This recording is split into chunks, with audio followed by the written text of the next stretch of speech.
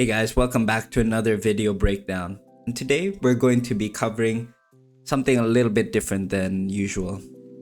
With my previous videos, I've been going over topics such as how to approach storytelling, how to use your references, and finding the enjoyment back in your art. However, for this one, I want to go over the more technical aspects of my art. This initially started off as a demo that I was doing for my good friend TCK when he was visiting here a couple weeks ago. And he was asking me about how I approach my paintings, specifically how I use shape designs in my compositions in order to direct the viewer's eyes and create a more dynamic composition as well. This is something that I keep in mind regardless of what I'm doing, whether it is environmental paintings to doing prop designs. I think these shape design principles are universal regardless of whatever subject matter or even style that you're doing. So I hope that you guys will be able to get something useful out of this and also get a better insight into how I think and approach my personal work. So let's just dive right into the time lapse. And here I'm just doing a little bit of a scribble to warm up for the demo. But despite it looking a little bit chaotic and random, it's showing how I use my brushwork in order to create shape designs and as a consequence of it, create more dynamic compositions. So for my brush setting, for every stroke that you make, it's going to give you a different color. That's one of the main brushes that I use. And another one of it is a scatter brush that allows me to scatter shapes, and for every shape that it scatters, it's going to show you a different color, and you're going to see that right here and right now. But I'm actually quite strategic about how I use these shapes or how I use these brushes. You'll notice that the shapes in the foreground are actually a little bit bigger, and the shapes that are further in the background are a lot smaller. When you see shapes that are gradually getting smaller as they go back into the distance, that's automatically going to give you a sense of depth, because that's how you create the illusion of perspective, right? When you're working in 2-dimension, there's no such thing as a true 3-dimension. So in order to push that illusion, you want to give them this sort of information that allows the viewer to interpret the objects going back into space and getting smaller and smaller. That's why you're going to see some of the bushes in the foreground and the brush strokes that are depicting it much larger than the ones that are further down in the image and on the further edges of the hill. Even with the rock path as well, you'll notice that it starts off with bigger slabs, but as it reaches the end of the path, it gets a lot smaller and a lot more dense. So if you think about things as a heat map, anything that's going to be closer to you is going to be less dense and larger shape, but as it reaches towards a tapered point, it's going to get a lot more dense with a lot more smaller shapes. And I also say tapered point because even with the way that I'm designing the pathway, you'll notice that it's essentially a curved triangle. Triangles are the most dynamic shape because it converges towards a point. And when something converges towards a point, it makes it feel like it's going back in perspective. So once again, anything, if you want to make it feel more dynamic, try to use triangular shapes. Whereas of course, square shapes tend to feel more stable and round tends to feel friendlier, and it creates this almost complete circle and cycle. And even with the trees in the background, you're going to notice that they're a lot smaller than the ones in the foreground.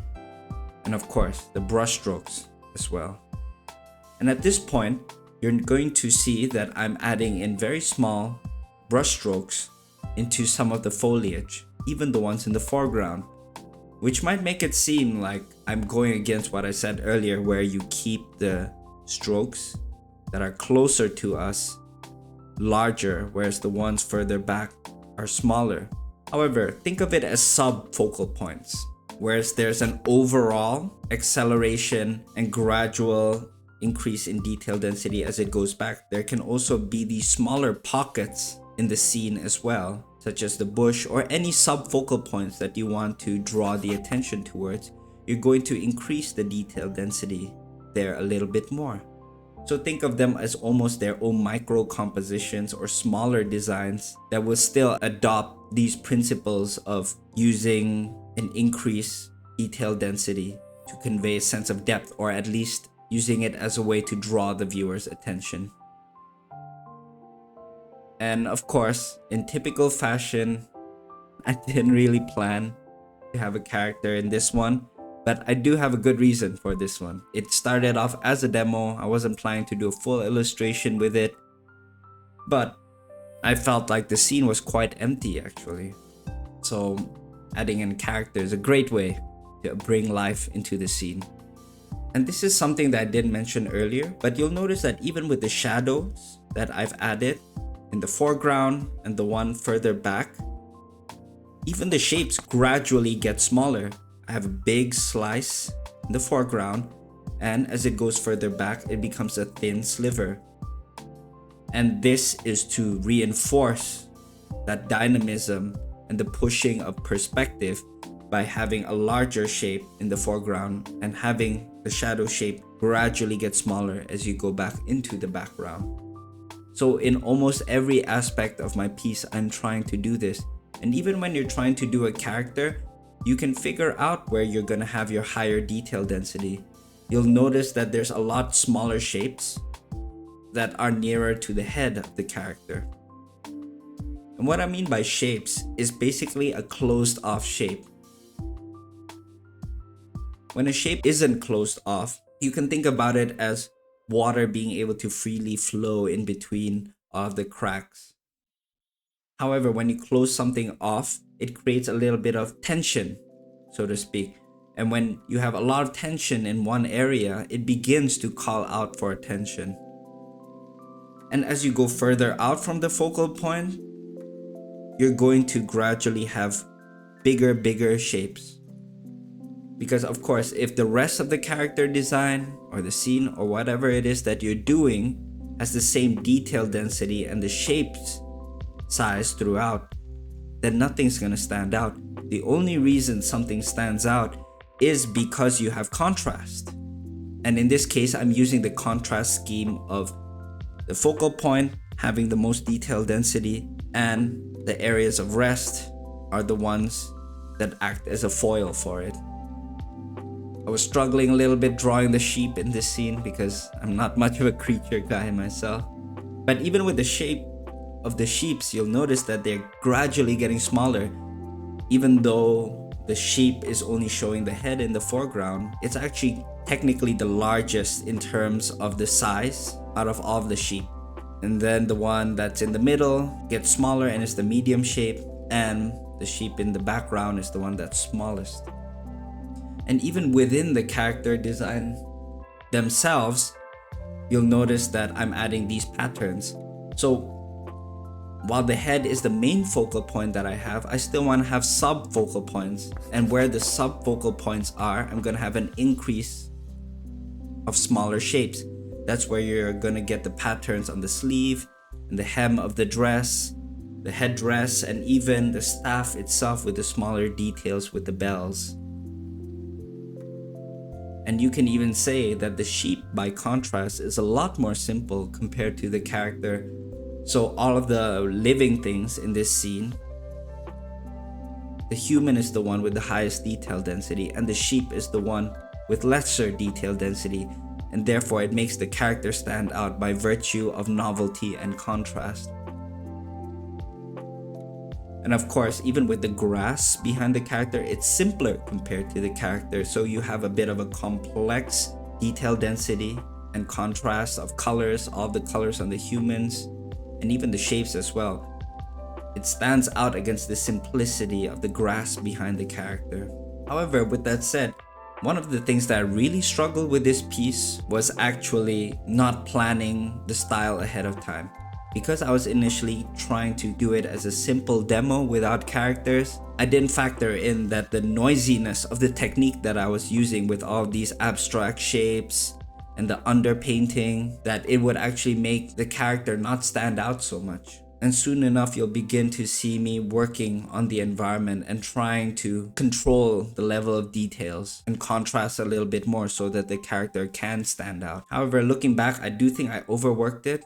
One of the things that I did really like was the simplicity of things. And of course, with all the planning when it came to the shape design in order to create the illusion of depth and creating this dynamism with an increase of detail density, I lose a lot of that at this point where I'm trying to render it.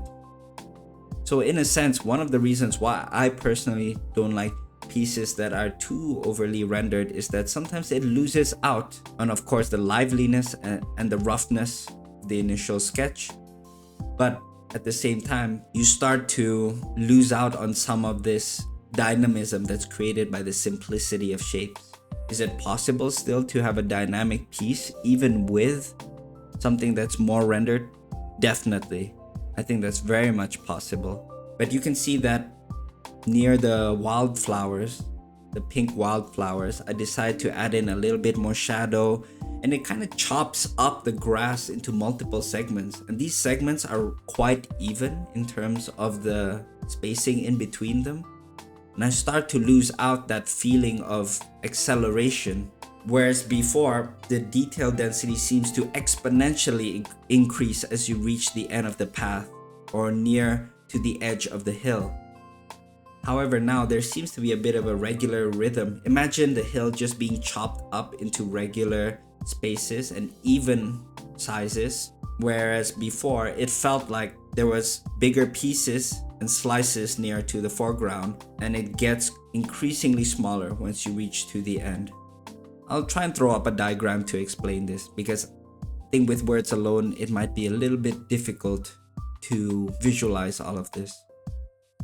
And even with the way that I was rendering the plants, I tried to do highlights. And when you add a lot more changes in values, it actually increases in complexity. The flowers actually become a lot more eye-catching. And as a result, it's distracting. When you're working with a composition, you have to be very mindful on what you want to stand out and what you don't want to stand out. To make something stand out, you have to have it contrast and making it novel. So if you have a scene that's mostly simple, something complex will stand out. If you have a scene mostly comprised of circular shapes, having something triangular or squarish would actually make it stand out, or maybe even a combination of both. And even in terms of color, in this case, because most of the scene is blue and also green, having a warm character would make it stand out. So you have to be willing to sometimes even purposefully tone down the contrast in some areas. Even if you're looking at a reference or looking at someone else's artwork, they might have made decisions to make that area more detailed in their own piece. However, when it comes to yours, you have to really think about the intention of your piece, what you really want to stand out, and making everything that is not as important even more toned down. And I think that's probably one of the most difficult things to do when you're starting off, because you're tempted to render everything to how you see it in a photo. We sometimes over detail it, and once again, if everything's over detailed, then it no longer stands out. Or maybe we're a little bit too afraid to push the proportions a little bit. And I think that does come with a little bit of experience, but more important than that, I think it comes with a bit of bravery. You have to be willing to try and make these artistic decisions. Because if all that you're doing is mindlessly copying a reference, all you're going to be is just a copy machine. In fact, it makes it so much more interesting when you can see the preferences of an artist. Stylization, in the end, is the exaggeration of what you like, what you find to be important, and the de-emphasis of things that you don't like or what you find to be unimportant. So you can actually see a lot about the artist and tell what their preferences are and what they find to be important by seeing the decisions that they make in your art. And I know this might be a little bit abstract if you're not as experienced, but try to at least keep this at the back of your mind. Try to make decisions that would help make the statement, the main statement of your pieces stronger. And don't be afraid to tone down things that aren't as important in your piece. Even if you feel like you've put in a lot of work in it, in the end, You just want to make sure that the story and the main intention of your piece becomes clear to the viewers. And I think that's about it for this video, guys. Hopefully you enjoyed something that's a little bit more technical. And let me know if there are some of these tips that I've covered that you found to be particularly helpful. And of course, be sure to subscribe, leave a like. It'll really help this channel to grow. And I'll be seeing you in the next one.